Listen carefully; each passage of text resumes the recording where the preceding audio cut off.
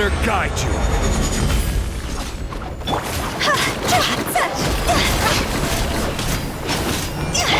Illusion shattered!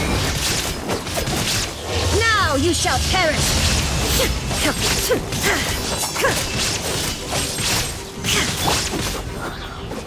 Dada Kundala.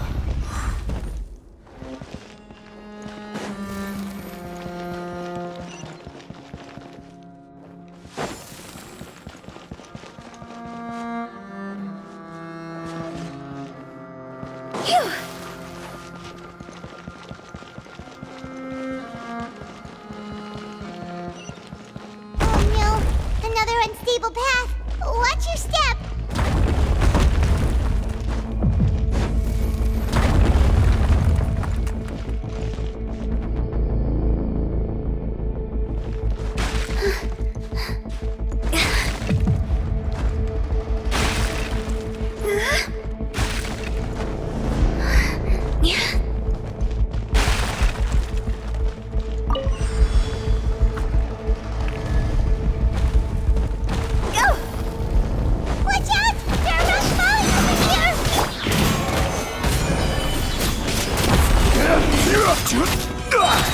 I will have order.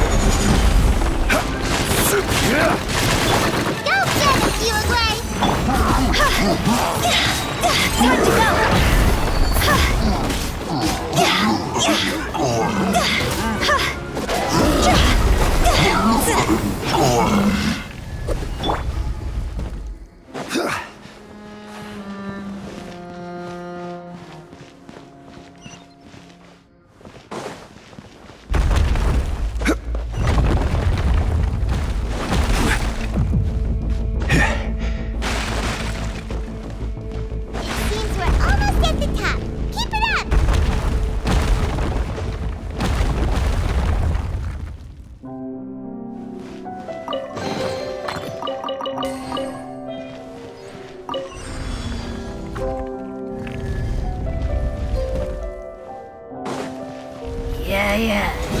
Solidify! This isn't good! Shine down! Inazuma shines eternal! This is order! Stabilize! Higher, higher, hands on fire!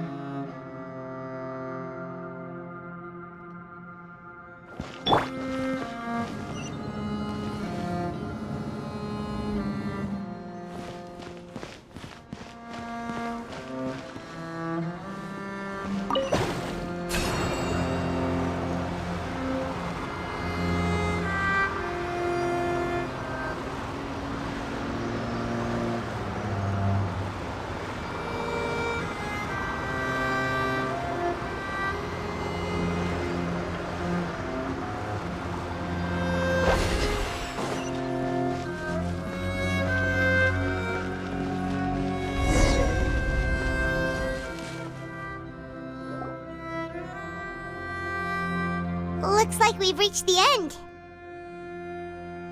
This is the place. There should not be any other hidden spaces in the vicinity. The path sure had some twists and turns, but it turns out that this place isn't actually that big.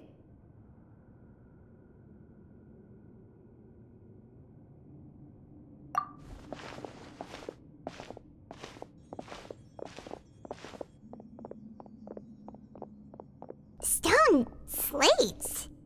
It seems like they were put here as an offering.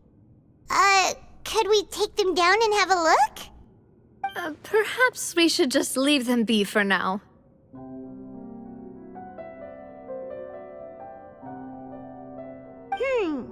There are 4 locations in total, but only 3 stone slates.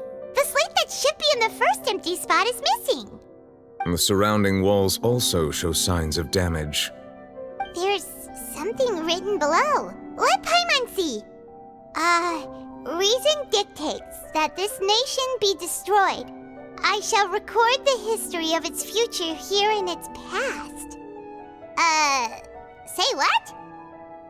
It feels like someone left these slates and these words here for a purpose. But does he mean that Fontaine should be destroyed? That would fit the circumstances dictated by the prophecy, yes. Indeed, the slate's contents correspond to it. Take the second slate, for example. There's a person kneeling here. She seems so dedicated. And there's a whole bunch of other people behind her doing the same. She's facing this... what is this? Some kind of island in the sky? And is that Lady Farina in the third image? Did the Hydro Archon fall into the water? And is that a ring of people around her? Paimon doesn't quite get it. Are they all in the water? The fourth image. I know this one. This exactly matches the content of the prophecy. The people will all be dissolved into the waters, and only the Hydro Archon will remain, weeping on her throne.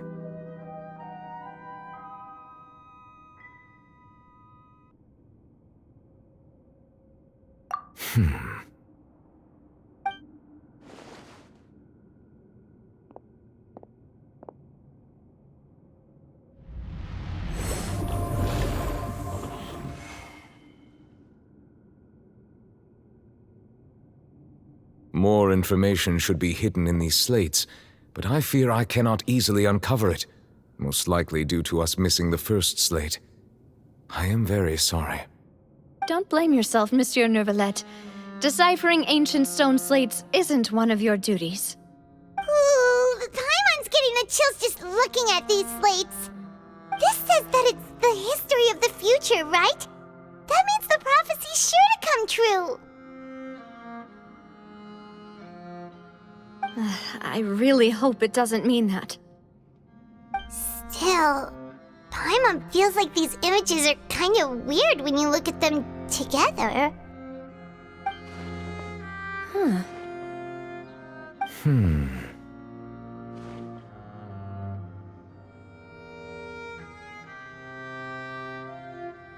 That's right! If the images are in chronological order, shouldn't the fourth, the waters drowning Fontaine, come before the third, where the Hydro Archon herself falls into the water? And yet the order is reversed here.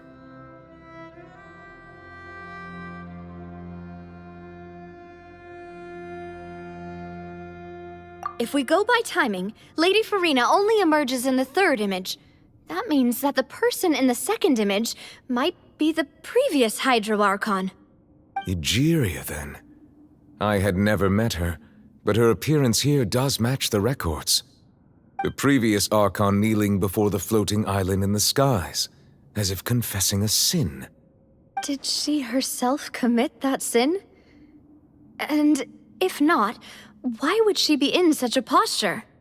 Also, I'm still wondering why these ancient stone slates are here at all. Judging from their contents, could this place be the origin of the prophecy? Does that mean that someone, or some people, once saw these slates? But who would have created these slates and left these words here?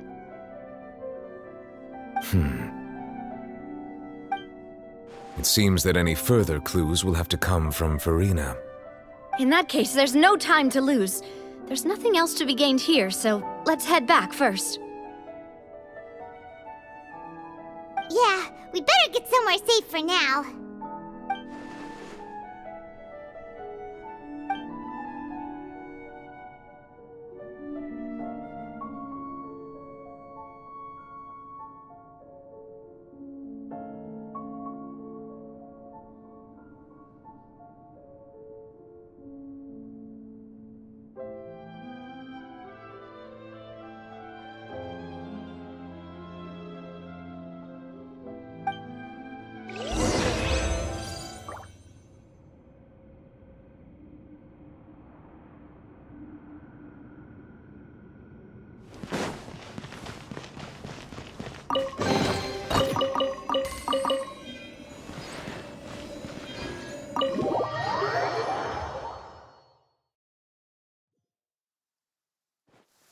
let's split up here.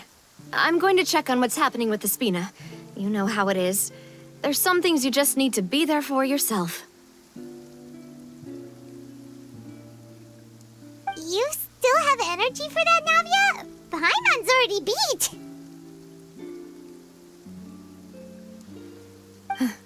Just head back to the Fleuve Cendre and have a rest then. Thanks for keeping me company all this time. I'll depart as well. Thanks for your hard work today. Rest well, everyone. Traveler, I will go talk to Farina tomorrow morning to ask about the stone slates. I'm sure that you're concerned about this matter as well. If you have time, drop by my office. I will share the results of our discussion with you.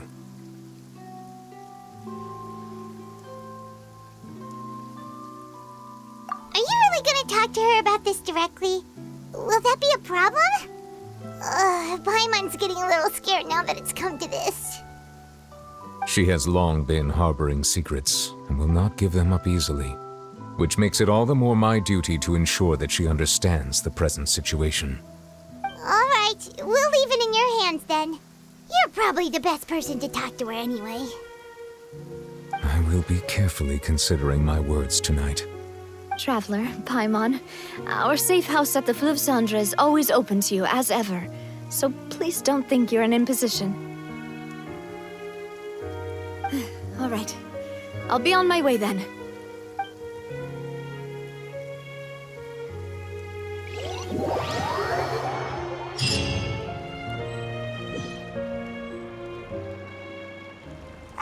We're finally back!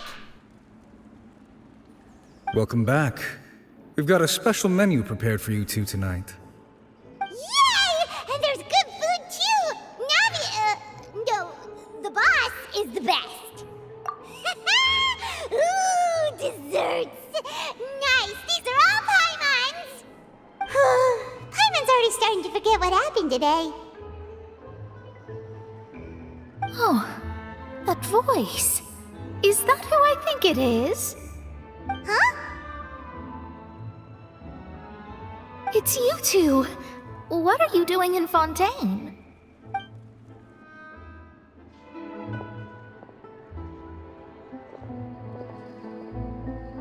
Mona?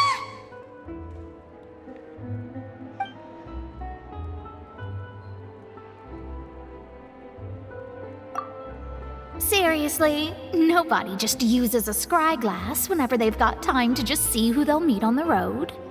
Still, we didn't expect to see you here. Wait, you're not a Fontainian, are you, Mona? Well, I have some business to attend to here, so I booked a hotel in the city. I was just out for a stroll when I bumped into you. Quite unexpectedly, if I might add. Why did you think I was from Fontaine, though? Is that because Magistus doesn't sound much like a Mondstatter surname? Yeah, let's go with that. Well, I used to have my own surname, which was, well, some other thing. Either way, the old hag told me when she took me as her disciple that the first step to being a great astrologist's pupil was to change that name. There was nothing for it, really. She really is amazing at astrology, so I changed my name to what it is now according to her wishes. To my surprise, however, Magistus is not the name of some ancient house or clan. It isn't? Nope. Although it is used by us in place of surnames, it generally just means great. Wow! Imagine including a boast in your name. Wait, are you gonna have to put that into your genealogy as well? I reckon so. In any case, I'd give my disciple a name like this as well, if I were to take one. Astromancer Barbeloth Trismegistus. Whoa, that's a long one. Does it also mean great or something? My name means Mona the Great Astrologist. As for the old hag, hers is, in plain speech, the thrice-as-great Scholar of the Stars. Just take it as a title specific to astrologists. Thrice as great? That's so petty. I know, right? That's just how she is. She used to call herself Magistus, actually, but when she took me in, she changed her name to Trismegistus. Talk about excessive. Megistus is thus the calling card of our school, so to speak, which makes it about the same as a surname. It's all right if you don't get it. You can look into it further should you need to study astrology more deeply. That sounds terrible! Ugh. But anyway, you're not Fontainian, are you, Mona? You're from Mondstadt, right? Well, I was born in Mondstadt, yes. My parents migrated to Dorman Port, and I traveled with the old hag for a while, after which I settled down in Mondstadt City. Oh, that's a good thing then. At least we know you won't be dissolved by Fontaine's waters. Speaking of that, I'm sure you're aware that a bunch of things have happened here in Fontaine, right? I know you're not a local, but I'd avoid getting too close to any water that looks strange all the same. There's something ominous about it. Well, the water, I mean. That was the main reason, yes. Just a while back, the Steambird invited me to take part in a panel and speak about the circulation of the prophecy as an astrologist. The invitation was sent quite early on. I don't think anyone expected Fontaine to be in this much trouble. What do you make of that prophecy, Mona? Just tell us what you think as an astrologist. Your word would go a long way to make things more certain and less scary. What I can tell you is that I'm an astrologist, and that this prophecy concerns the fate of Fontaine, even that of all Teyvat. Ascertaining this is akin to reading the fortune of the whole world. I'm afraid that this is not something that just anyone can do. If I could do it, you would no longer call me an astrologist, but a visionary. But on the flip side, the prophecy is so huge and powerful that it must surely come from a powerful visionary. Its contents involve the fate of the world. Disregarding it would be a mistake. A visionary? Sounds really powerful and all, but does such a person really exist? Of course. The old hag could do it, and I'd bet there are others amongst those Hexenzirkel colleagues of hers who could do something similar.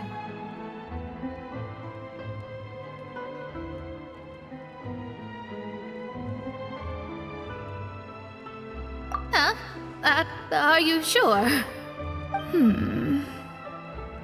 All right, I'll help you. It isn't often that I see you with such a serious look on your face. I'll tell you once I hear back from her.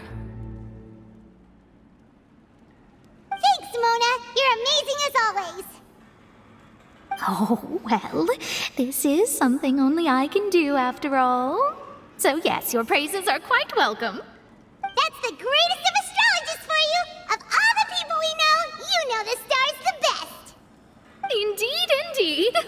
That's the spirit. Oh, sorry. I came to see what all the commotion was about. If there's anything you need, do not hesitate to inform the Spina di Rosula. Oh, whoops. Guess we were getting a little too carried away there.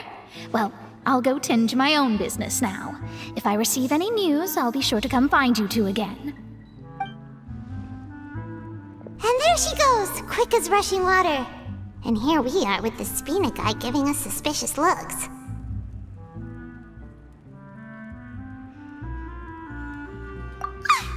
If Paimon hadn't spoken for you, it'd be you getting all the weird looks. The things Paimon does for you. That's more like it.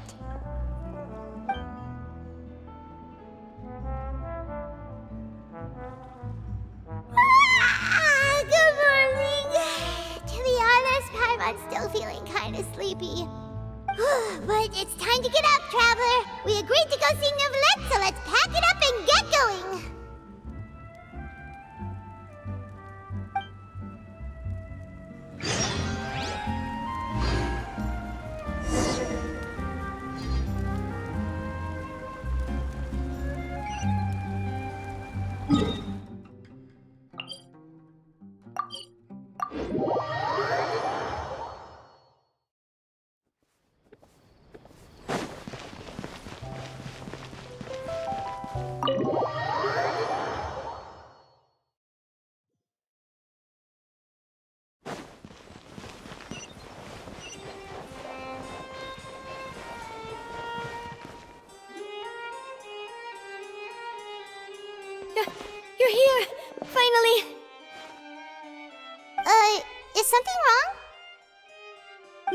Neurvalette and Lady Farina, they seem to have gotten into a dispute.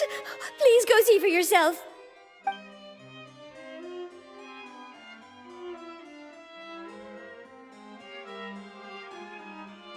Like I said, I've already explained everything.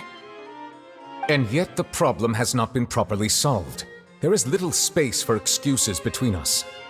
It is not my intention to offend you, but please, tell me where you stand. You are the Hydro Archon Focalor, are you not? Look at this. This is a list of the victims from the recent Poisson incident.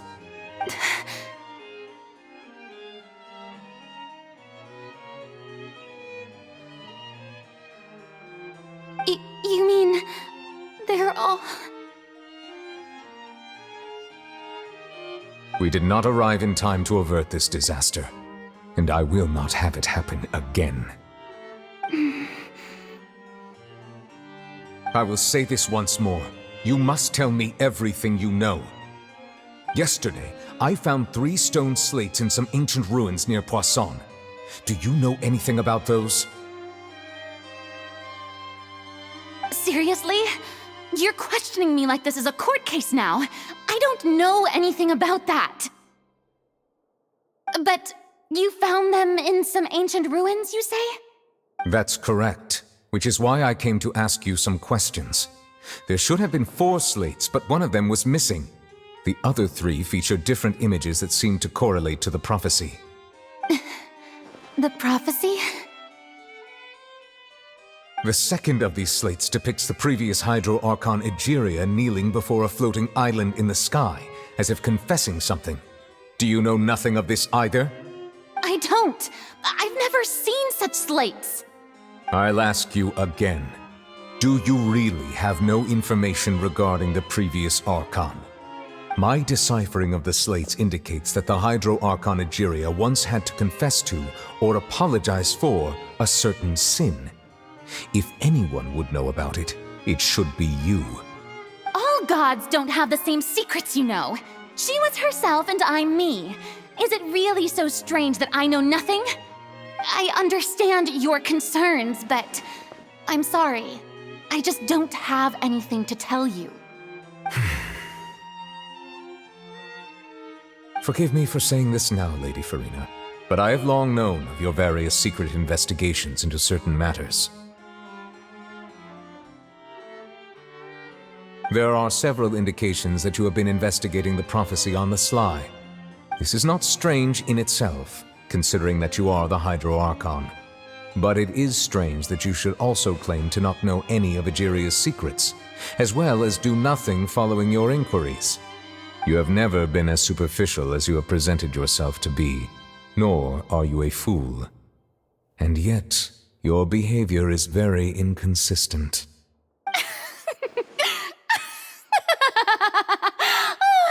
So you've been watching me all this time, have you? I didn't think you were that type. You... Well, since you know about my secret investigations, then you should know I'm actually working to take care of it. There's no point questioning or suspecting me. You're the Eudix, but you're still my subordinate. You should be following my lead. Just trust in me, your Archon, and do as I say. Never mind whether you can truly convince yourself to or not. It'll all turn out fine. That's all I have to say. We do not discuss this matter again. Oh, the opera's about to start. Toodles!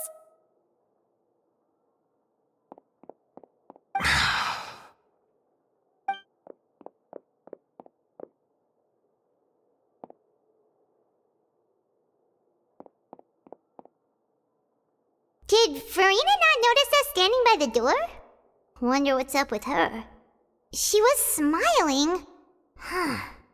She didn't seem in the mood to care if we were listening in or not.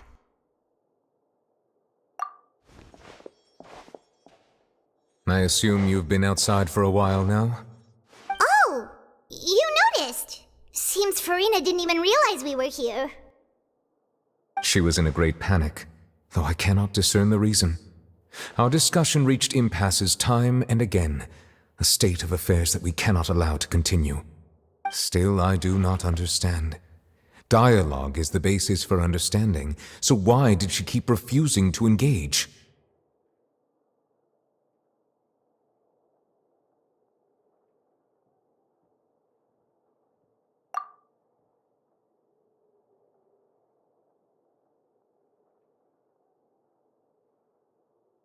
Everyone in her inner circle has noticed that she is hiding some secret. The issue is her attitude. I fear that she will not reveal anything unless absolutely forced to. We may have to create a situation in which she will have no choice but to speak. Oh? Like what? Normally, people will only reveal the truth when standing trial. Perhaps we must have the Hydro Archon experience just such a scenario. But Farina's seen so many trials, and she's really good at dodging questions. How do we make sure that she won't just slip away at the first chance she gets? We will need to consider this thoroughly, join forces with various parties, and then do what we can. If at all possible, I would prefer to recuse myself from this affair, but we must prevent the prophecy from coming to pass. This may be cruel to her, but all Fontaine is in crisis. The information a god possesses is too precious, and so we must take a chance on this.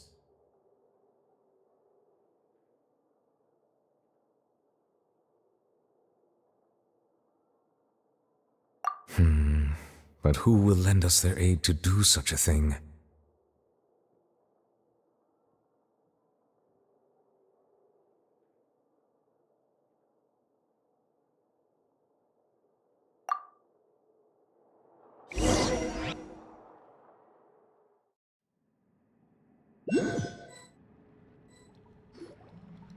Well, that's everyone, huh? Speaking of which, it was pretty smart of you to think of hiding here.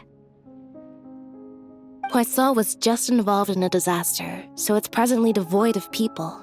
That naturally makes it the best choice. And here you are drinking tea like it's the most natural thing in the world, huh? That's what families should do. Sit and enjoy a leisurely time together. It's nice to enjoy tea here, you know? Care for a cup?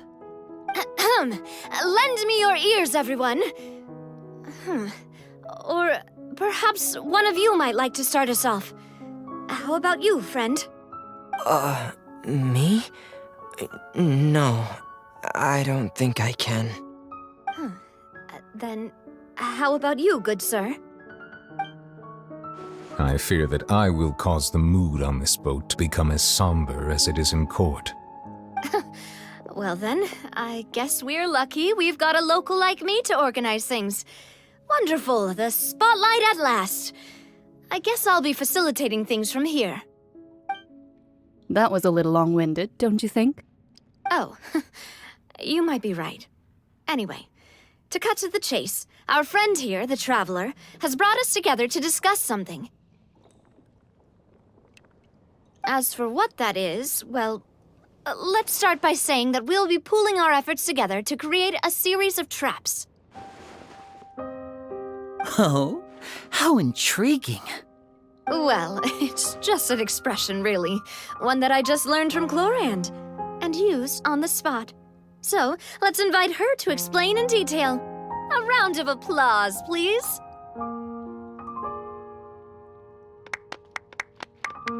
Huh? Didn't you say that you would be facilitating this? Oh, come now. Your work doesn't involve much public speaking, right? This is a good chance to practice.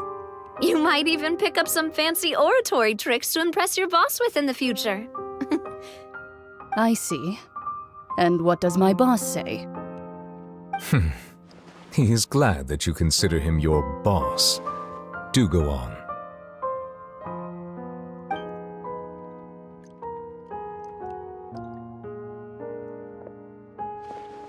In that case, do any of you have experience hunting? Not that I recall. Fremine and I once used a wooden stick in a basket to catch wild rabbits when we were younger. As for Lynette, oh, right. You were sick that day, weren't you? I've also gone diving to catch some fish before. Does that count? I'm afraid not. You may or may not have heard, but Fontaine once played host to a group known as the Marechaussee Hunters. Though that was their name, they did not hunt animals, but rather various monsters left behind by the ancient dynasty of King Remus. Today, Fontaine's monster population has already thinned greatly, so the hunters have blended back into society, taking up arms in other lines of work. They even left a unique methodology of hunting in their wake. A trap comprises of the following components: bait, a trigger, and a containment device. Sometimes a lethal implement will also be necessary to deal with the prey. So, if we were to build a trap together, right now, what would you choose to build it with? For me, I would prefer something basket-shaped. Pigeons and rabbits will see the bait and naturally enter the snare. Our line of work requires a deft hand, and we're some of the best in the industry, so you can count on our techniques. You used some of those techniques while moving the people of Poisson, didn't you? My subordinates mentioned that you even performed some magic for the bawling children. Yes, and I even managed to gather some intelligence in the meantime. I'm quite the multitasker if I do say so myself. I'm afraid I can't claim that as my strong suit. I prefer more stable methods, like placing bait in the water and waiting for the fish to come within reach. That's the kind of method I would count on. Calm and steady. Exactly the kind of person who would catch loads of fish. And I can be their assistant. With discretion, I'm sure. I'd probably use some sort of mechanical animal. Papa once bought me some small clockwork squirrels, mice, and such. When placed in the forest, they can attract others of their kind. I remember that you liked those too, didn't you? I did. And that would be a good way to go about it. If they're realistic enough, animals of the same kind will follow them all the way to the trap. What about you, Monsieur Neuvillette? I fear I do not have any related experience. That makes sense. You usually solve problems directly, without the use of any such tricks. But I do have one more question for you, Monsieur. If we were to create a trap now, how would you design it? I would like for it to be effective, but bring no harm to the prey. A more gentle trap would be ideal. Kind, as always. However, our intention doesn't necessarily change the containment device and the type of implement we need. If we wanted to kill the prey in one strike, we would need a powerful implement. However, that also goes for prey that must be captured and safely contained. Wait, why's that? Only a hunter who's a true expert at subduing their prey can snare it without harming it. The line that divides life and death is often exceedingly thin. So are we going hunting together? We hadn't thought of seeing ourselves as hunters. It kinda works, but maybe it's still not the best metaphor. If our means of capturing and dealing with our prey is to put them on trial, then the hunting metaphor is actually quite accurate. But we shall require much more courage than any hunter to judge a god, a being whose seat is an exalted throne.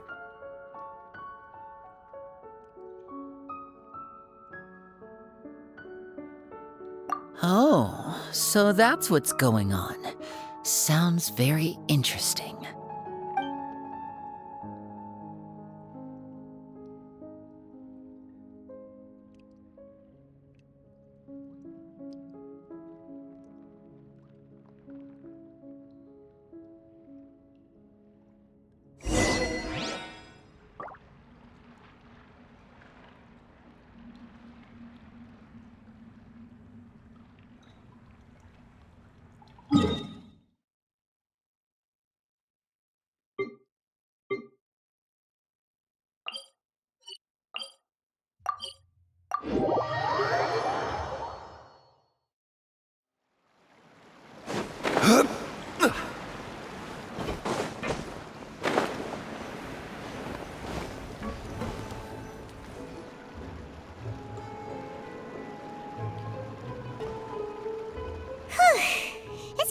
few days, hasn't it? So much has been happening.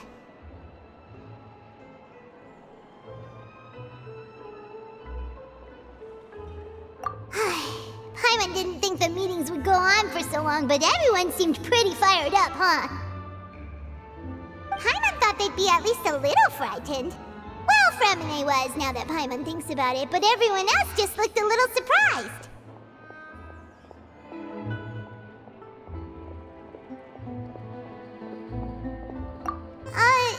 Well... It's hard to say. Paimon doesn't have any experience with this sort of thing. But with you around, Paimon sure will do great. After all, you're the most reliable person in the world, aren't you? Huh?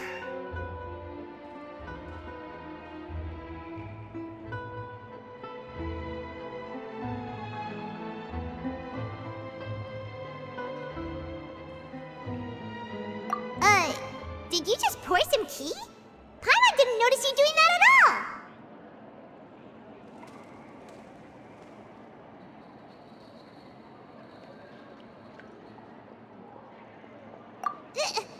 Then what's that? Paimon's never seen that cup before! Don't be frightened. I'm just joining you two for tea. I merely refrained from saying anything till now. Who's that voice? But there's no one here! What a strange conclusion. But also such an interesting one. You two make such a fascinating combo. And yet, even you feel confused. As such, I couldn't resist but come by for some tea and a chat. Consider me a passerby, just accepting a commission from my friend's disciple on a whim.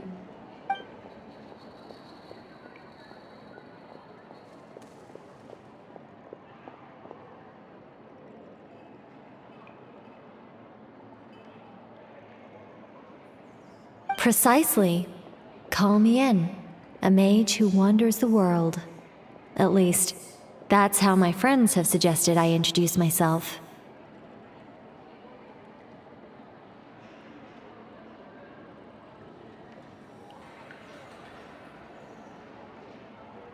The prophecy.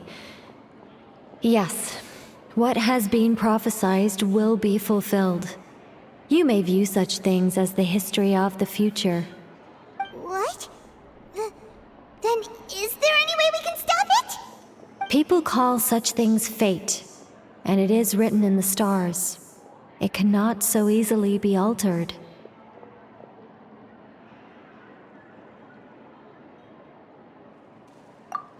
Ah, so you've caught on. Just as prophecies are usually only the future as seen from the perspectives of the gods, could things be happening in hidden corners, where the gods' gaze does not fall? Are the things that you shall see different from the fate that the gods perceive?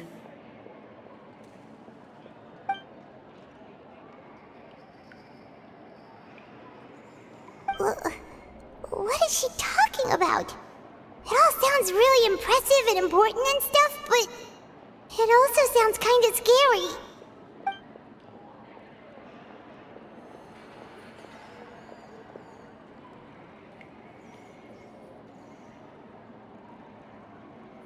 I believe that you understand, right? Some things are insignificant, but others, you must reach out to change. Ultimately, fate shall serve as your only guide, no matter what will happen in Teyvat's future. All you need to do is to play your part. This was good tea, by the way. Thank you for your hospitality. Well, that'll be all for today. The voice. It's gone.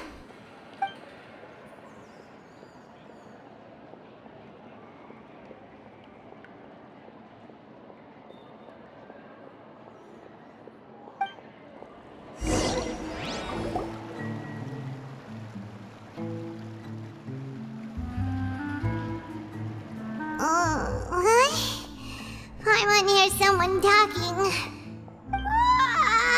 Alright, coming! Hey, it's you who's getting lazy, okay? Well, I see I've walked in on some lively banter. Mona! Fine, just fine. I went to take part in that Steambird panel. It turned out to be more interesting than I expected. Not all Fontainians are pessimistic about this. One journalist mentioned that sitting around and waiting for the end to come would be wrong, and that they should make their own rescue preparations. I agreed, so we had a brief chat with her. Did she have pink hair by any chance? Why, yes, it was Charlotte. I assume you've heard of her, no? That daredevil journalist? I'm in full support of her view. Prophecies are very important, but how can people allow their lives to be commandeered by just a few words? That's right! Paimon's glad to hear something sensible for once. Ah, yes. About what we had discussed before. I did try, but I'm afraid I couldn't reach the old hag. I'll try again tonight, but I wouldn't get your hopes up.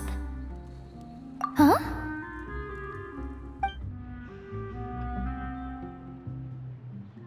Goodness gracious. Are you serious? She said that even the god's gaze has blind spots. Pretty bold if you ask Paimon.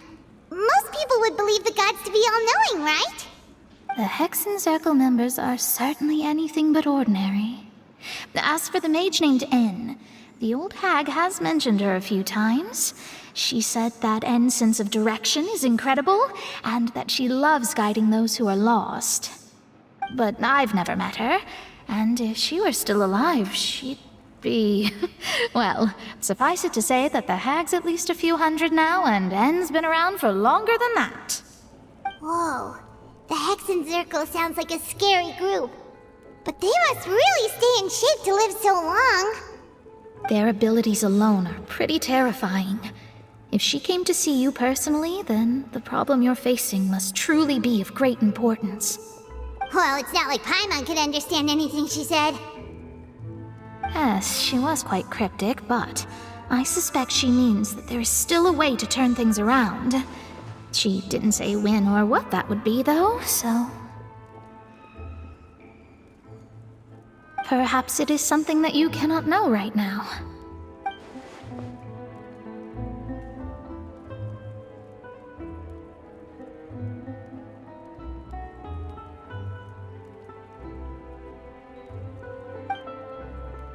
Traveler, Paimon, are you two all right? Oh, we're fine. We're just a little down right now.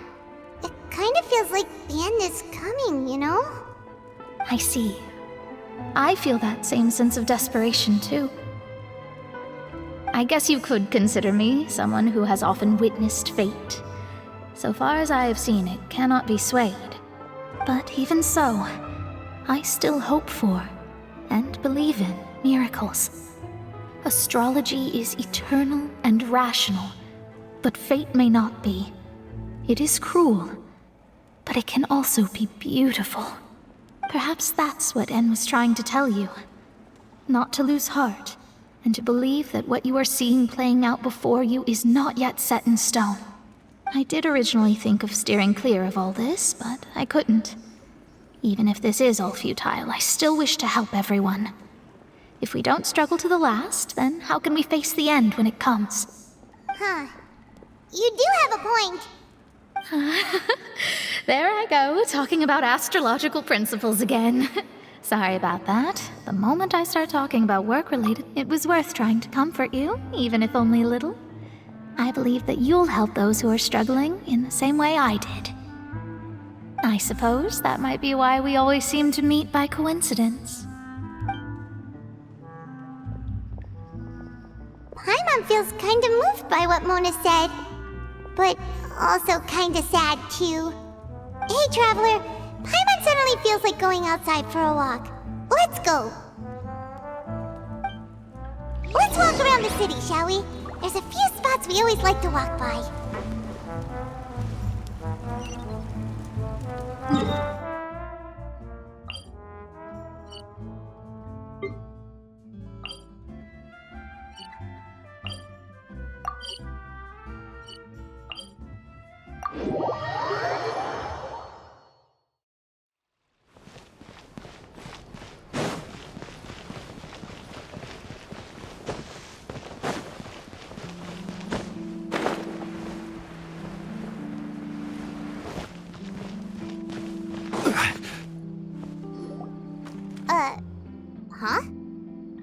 names are written in this newspaper. What's going on? Let Paimon see!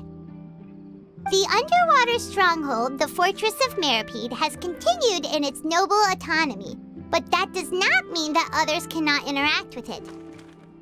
My recent attempts to enter the fortress bore little fruit. Huh. Guess Charlotte still hasn't given up on that. Thus, did an Outlander friend become the focus of this report, a blind adventurer with their white fairy legends trailing in their wake. It is said that this mysterious traveler once visited the underwater fortress. So while the fortress's interior remains a mystery behind closed doors, do not fear, for the tales of the traveler contain surprises in spades. Journalist Charlotte's biggest scoop yet, the Traveler's Trail, World Walker. Huh. Charlotte took so many awesome photos of us and we never even noticed her! She hasn't been able to get a hold of anything at the fortress, so since we're easier to find, she's using us as the subject matter instead? Ugh, seriously? Well, fine. Those headlines and photos do look cool, so Paimon will forgive her this time.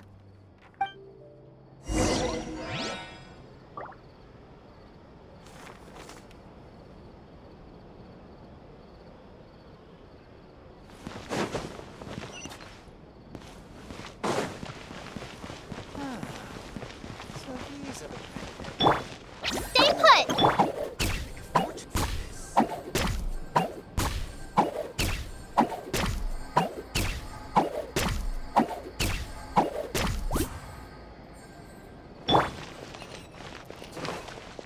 Don't be scared!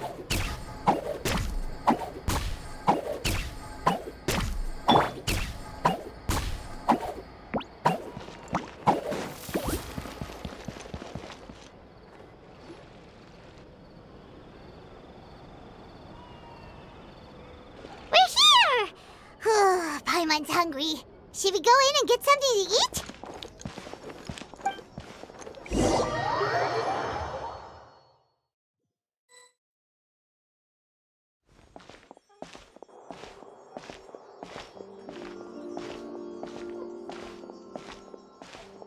Hey, quick! Look! That's the limited edition, only 16 slices a day cake!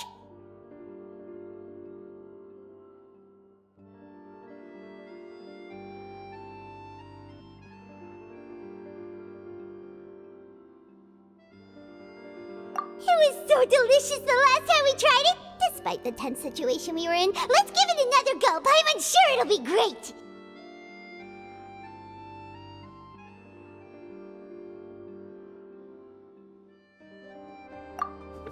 One slice of cake, please. Someone showed up after all! Oh, wait, you're the one from the Palais Mermonia. Oh, are you here to buy cake too? It seems Monsieur Nervalette was right. You really can eat. Wait, did he really say something like that? That's right. Even he has his own preferences when it comes to food. As for me, I love the cake and coffee here. Do you come here often? Usually every day. Every day? It's part of my daily schedule, apart from work. I shall have my cake and coffee. Then what if someone told you one day that this place would be closing soon, and you wouldn't get to eat cake here anymore? What would you think? But why would it close? Well, Paimon doesn't know either, but maybe the waters will rise tomorrow. You know, like in the prophecy. Oh, the prophecy. To be honest, I haven't paid much attention to that. No, still, even if there'd be no more cake tomorrow, that wouldn't keep me from having some today. No, it's the same for eating in general. You might not be able to eat tomorrow, but if you can do so today, then you should carry on. That's what people call living, you know. Huh. Don't be sad. Excuse me, could I have 2 more slices of cake to go? These 2 slices are for you. Sijuin said that this kind of expression you're making is what humans call being sad. you know Citrine? I sure do. She was born before me, and she sometimes comes to the surface to teach us things about humans. She said that humans are creatures that are saddened easily, yes, and you can only lift their spirits by feeding them delicious food. So please try the cakes here. I've got something else to do, so I'll be going now. You two try to stay in a good mood after eating, all right? Bye.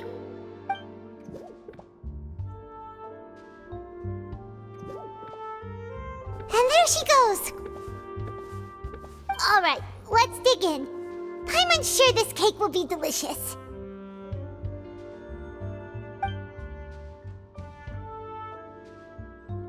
It's more delicious than last time, and the flavor gets even better with a sip of tea. It sure would be nice if we could come again tomorrow. Sure would be nice if we could always eat delicious food here.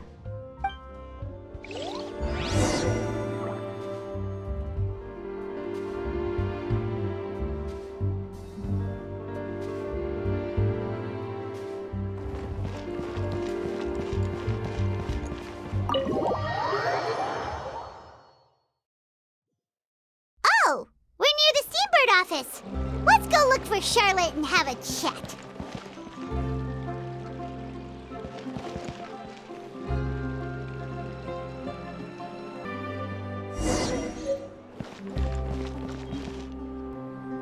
Wow!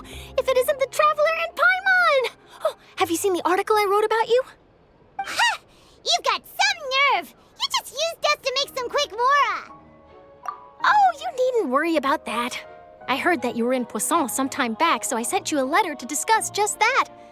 It appears you didn't receive it, though. It's all right, though. I've set aside the amount intended for you. I've even set the table with some food. Really? Oh, you're the best! You're almost a little too easy to win over, Paimon. If I were a journalist with ulterior motives, you'd be in trouble now, you know. Oh, Paimon knows you're not like that. Still, what brings you here all of a sudden? Were you looking for me? A friend of ours met you a while back, and when she mentioned it, we thought of coming to see you. Her name's Mona. Ah, so you know Miss Mona as well. She's a guest columnist for our paper. Really good one, too. She's so young and already such a brilliant astrologist. So she mentioned me? What did she say? She said that you're a real daredevil of a journalist. Nice.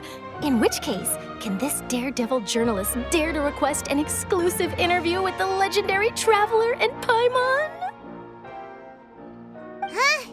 So your article in the paper today doesn't count? Oh, of course it doesn't. That was more like live photography. What I'd like to do is dive deeper and ask you to talk about the things you've seen and experienced.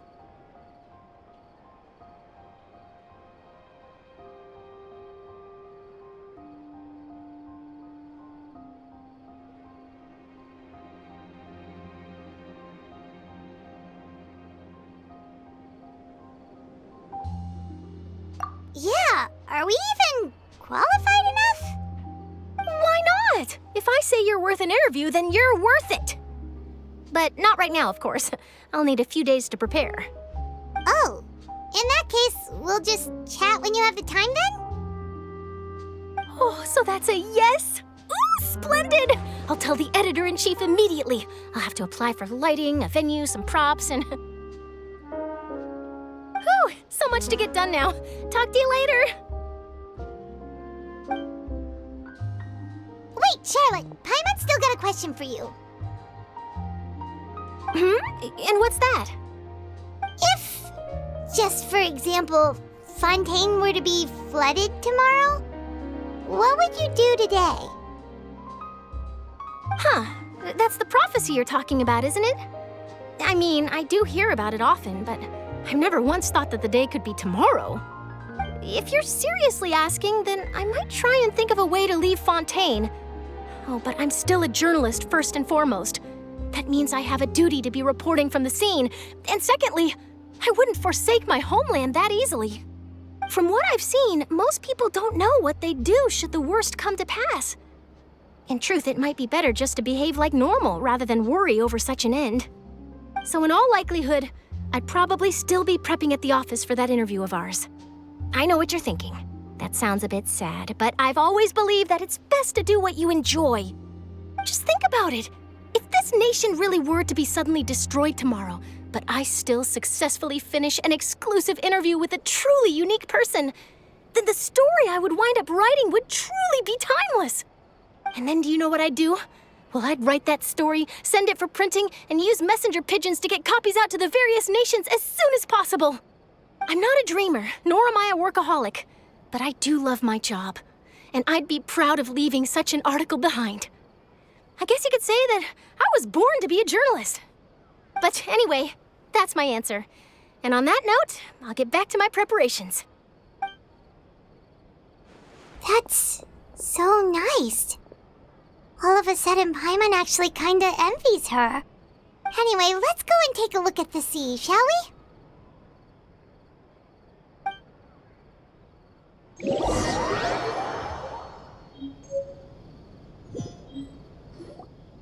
The sea breeze and scenery can be a pretty soothing combo, huh?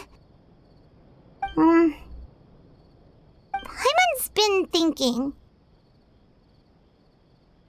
If it wasn't Fontaine, but all of Teyvat that would be destroyed tomorrow, where would we go and what would we do? No, Paimon should ask, if you could choose, what would you like to do?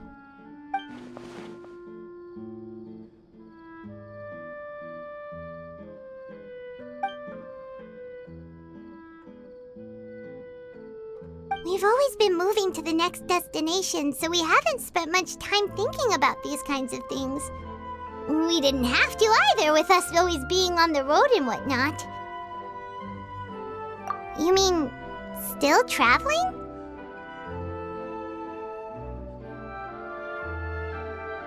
Huh. Wait, isn't that what we've always been doing?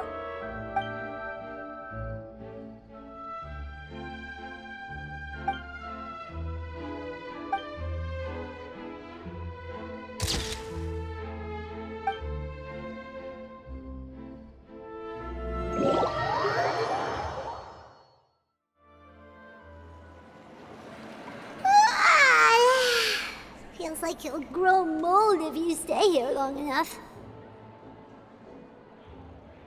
But it's still better than the Fortress of Meropide, that's for sure. It's not only damp there, but salty too. Ah, so the two of you are still here. Wonderful. Oh, you're from the Palais Mermonia, aren't you? Yes, I'm Isadora. Monsieur Nervillet sent me to look for you two before. I heard that afterward you went to the Fortress of Meropide.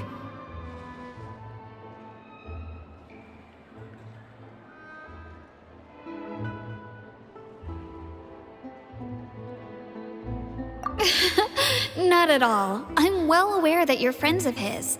Actually, I'm here to pass along a message from him. Yes, inside the Opera House. The Maréchaussée Phantom has declared the incident a small-scale riot. A riot? Well, that said, I don't personally think it was that serious. Lady Farina was watching a performance at the Opera House, and while she was resting during an intermission, some other audience members suddenly started harassing her, loudly accusing her of doing nothing about the prophecy crisis. And before she could respond, others started to join in. The crowd continued to grow, and protests against the Hydro Archon started to break out. So people have started to put the blame on Farina. Guess they finally found an outlet for the pressure they've been under due to the prophecy. I agree. People will naturally rely on gods, as is customary. But the moment people feel threatened, gods are also the first to be blamed. So what happened after that? Is Farina okay? Seeing that the situation was spiraling out of control and that further argument was pointless, she claimed that she'd gotten tired of this and left in a hurry. The Maréchaussée Phantom had their hands full maintaining order and did not catch where Lady Farina had gone. Only when things had stabilized did we realize that she had gone missing. So, you mean she's still missing? That's right. The marechaussee has dispatched many people to search for her, but we don't have any leads yet. That said, I don't think there's much to worry about. She is a god after all. Even if she were to fall into the hands of rioters, what could ordinary people do to her?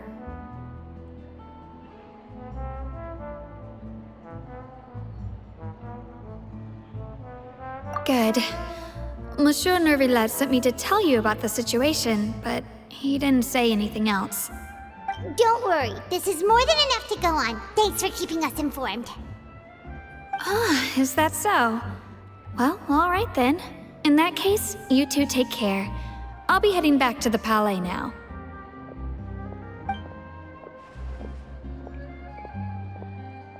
Well, sounds like we should hurry over to Poisson then.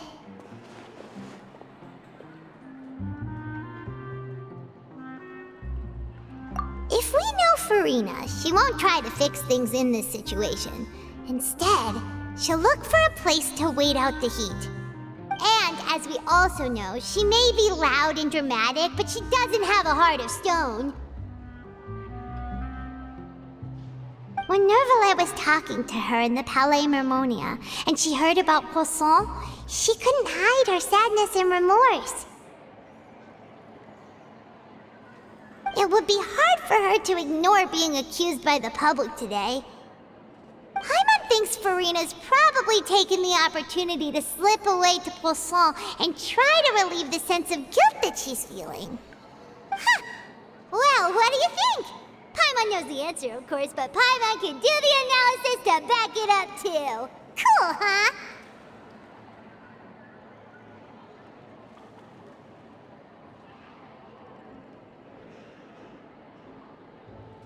In that case, there's not a moment to lose! Poisson, here we come!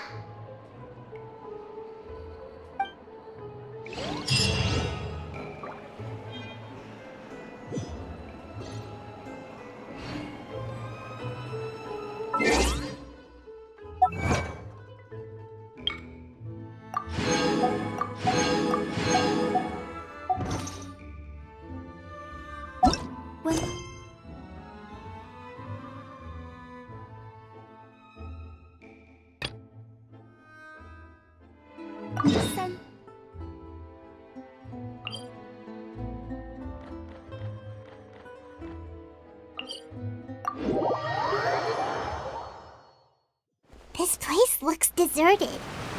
Guess all the survivors must have evacuated already. All that's left here are signs of devastation. Could Farina really be here? Let's try to find her as soon as possible.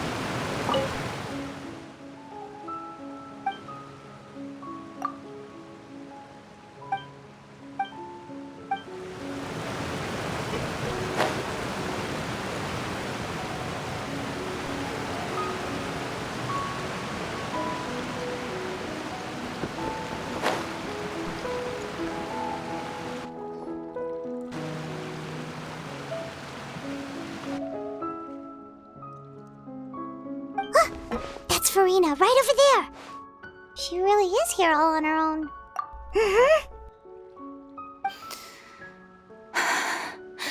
Should I just give up?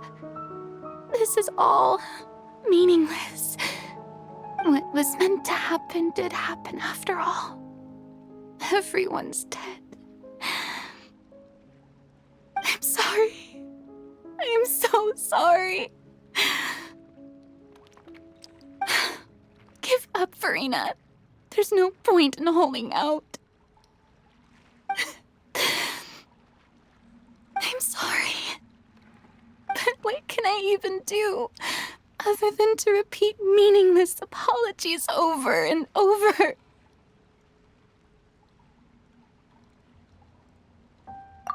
Who's that? Don't worry, Farina, it's just us.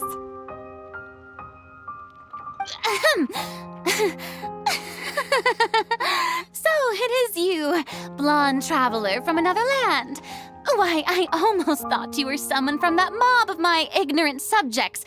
Come to kneel and beg for my forgiveness. Farina, you were crying just now, weren't you? The tear stains on your face are obvious. What do you mean, tear stains? Oh, I remember. The show at the Opera House earlier this morning was so moving.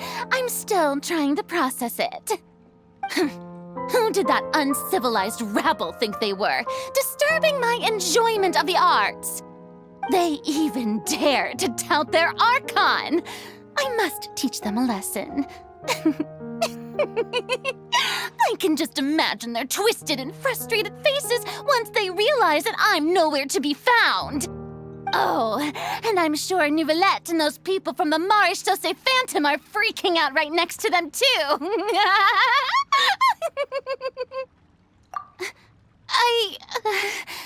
Of course not.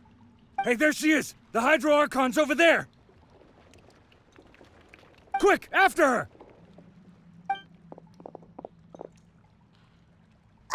Farina, those people seem to be after you. They are? They're just some rabid fans who want to cut the line because they haven't been able to meet me in person, aren't they? That's against the rules. I can't let them get their way. Farina just ran off!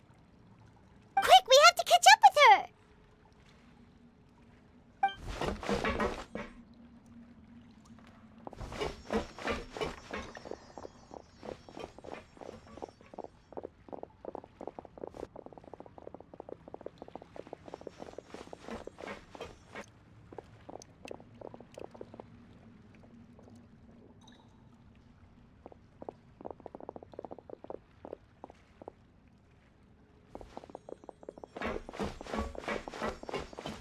This should be the place, right?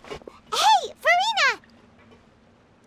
There's a good hiding spot over here. Quick, come to Paimon before the rest of them catch up to you. What is this place? Hurry, they're almost here! Fine. I suppose haste is warranted. Lead the way.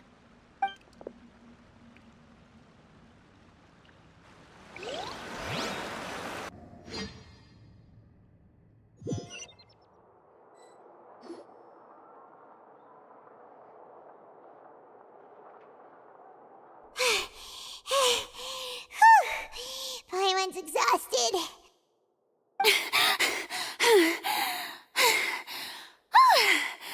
I'm so tired.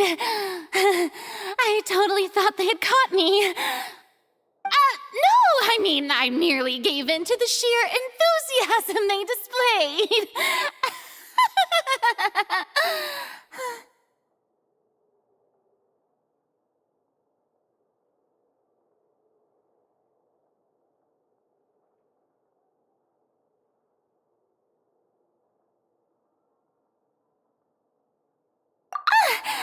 You're right. Yep, that's a good girl.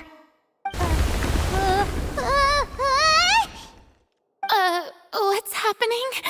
The ground's shaking. Is it an earthquake?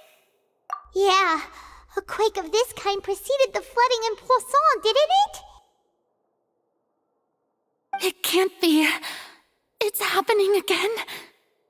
Well, there's no need to worry too much about that. Nouvellette's made some emergency plans, so the evacuation should go a lot smoother this time. Yeah, I hope you're right. But the people of Poisson, they've already...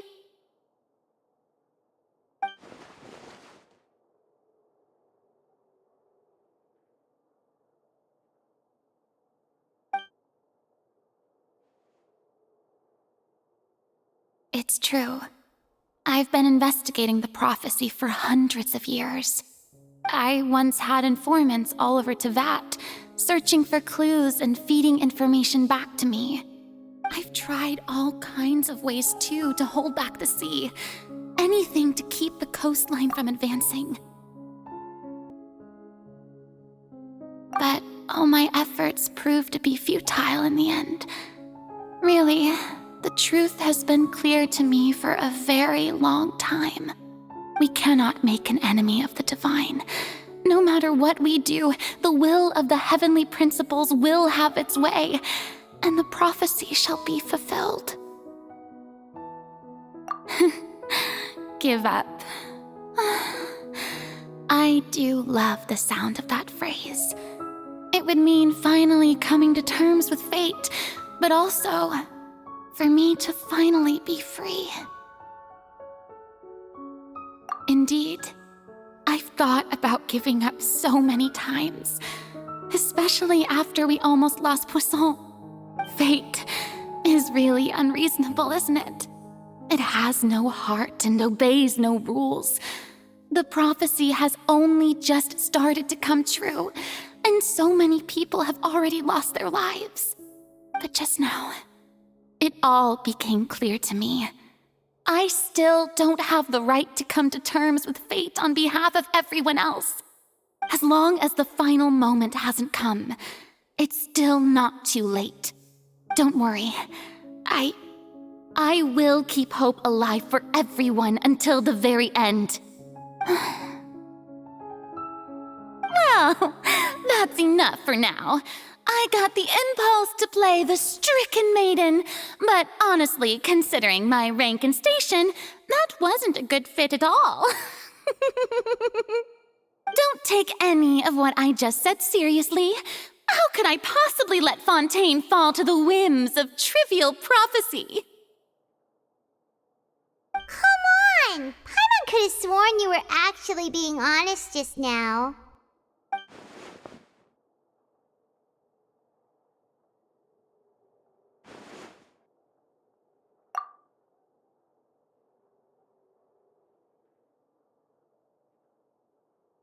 Share my burden. That's impossible. It was fated right from the start that this would be my duty alone.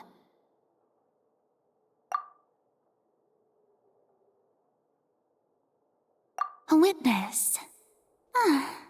Yes, I've heard that you came to Teyvat from beyond the stars, yes. In other words, you never belonged here. And if Teyvat is, in its entirety, a show on a stage, then you're just a spectator, aren't you? If that's the case...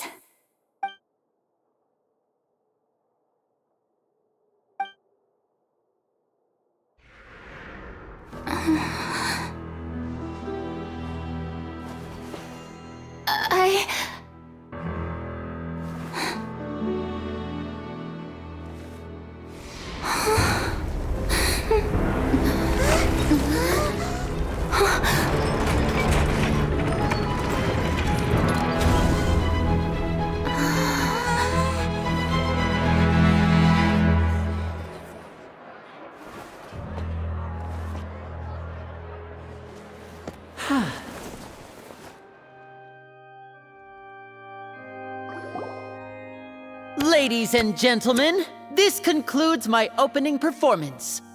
Now, without further ado, we may proceed to the trial of our god.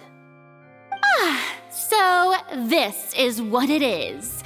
Yes, you deserve praise for the effort you took to raise the dramatic stakes.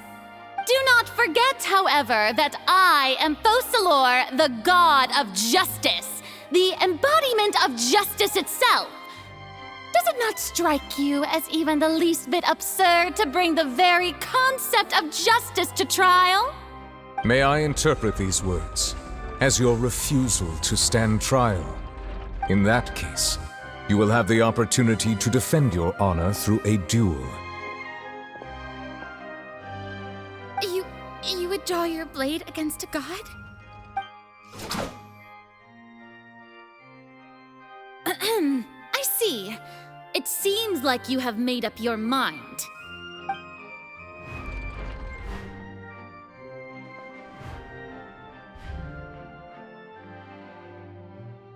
Paimon can't believe it. She just surrendered. What the heck is going on? Did I just see an Archon surrender to a human? Wow, how utterly humiliating. Lady Farina, what is the meaning of this? Shh! It would seem that there has been a misunderstanding. To be clear, the raising of both hands is not always an indication of surrender. Looking for excuses again, huh? I raised my hands just now to indicate my acceptance of the trial. No duel shall be necessary. I will admit that I've been running away for a long time. I'm sorry, everyone. I was unable to protect the people of Poisson. It is my duty to stand trial for my crimes. You are not the only ones to be disappointed in me. I, too, am exceedingly disappointed in myself. But now, it is time for the Hydro Archon to show you her courage and resolve. I, Farina, will use this trial to show the world the true meaning of justice! This time, I will protect you. Applaud and rejoice! One of the most outrageous and fantastical arcs known to the opera epiclese is now unfolding before your eyes. Mark my words, this shall be one of the most exhilarating and brilliant shows ever to grace the stage of Fontaine! The trial of the Hydro Archon, Focalor, will now begin! Woohoo! Oh, now we're making history! Why does it feel like Farina just took over the whole thing? Like, come on! Didn't she just get forced to stand trial for her crimes? Also, even though she's still acting super dramatic, she is taking this seriously this time, right? All right, then. Who will be my opponent in this trial? The court asks the prosecutor to please take the stand. Is that so? Very well. Then please speak, witness of Teyvat, my accuser and fated opponent.